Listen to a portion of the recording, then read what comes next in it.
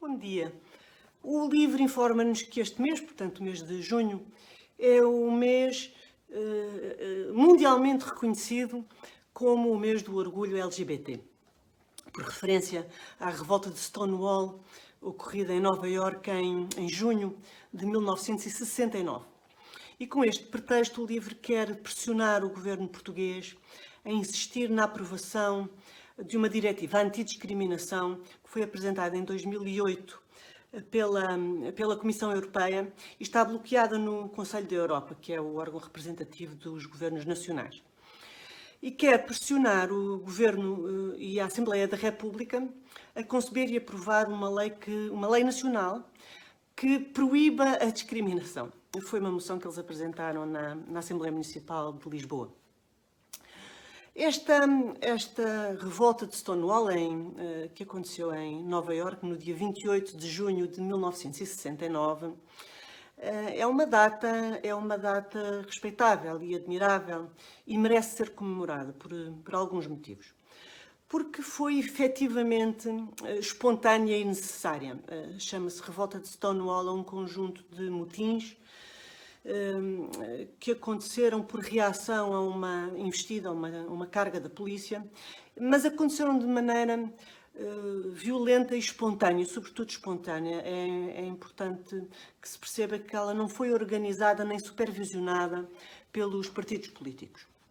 E isto faz a diferença porque impede que se façam confusões entre o que são as orientações sexuais das pessoas e a orientação política. Não tem que coincidir, segundo determinadas regras, que a extrema-esquerda às vezes parece querer sugerir quando não impor. É bom que isto fique destacado. Este conjunto de motins é considerado o acontecimento mais importante que iniciou o movimento de libertação gay e a luta pelos direitos civis. Nessa altura estes direitos eram importantes e eram necessários, porque os cidadãos não eram tratados da mesma maneira, havia distinção e havia uma discriminação até perante a própria lei. Mas isto aconteceu em 1969, de então para cá as coisas mudaram muito, os cidadãos passaram a ser todos encarados da mesma maneira e tratados da mesma maneira perante a lei na maior parte dos países democráticos, inclusivamente aqui em Portugal. E é tudo o que se pode pedir ao poder político, que trate os cidadãos como iguais.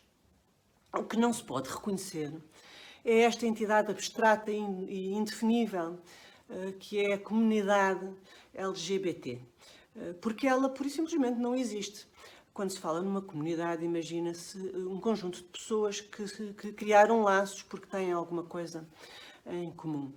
E o que existe são pessoas, são indivíduos, que são todos diferentes uns dos outros e que se associam segundo os seus próprios critérios e não segundo os critérios da extrema-esquerda ou os critérios que a extrema-esquerda utiliza para construir a sua retórica política.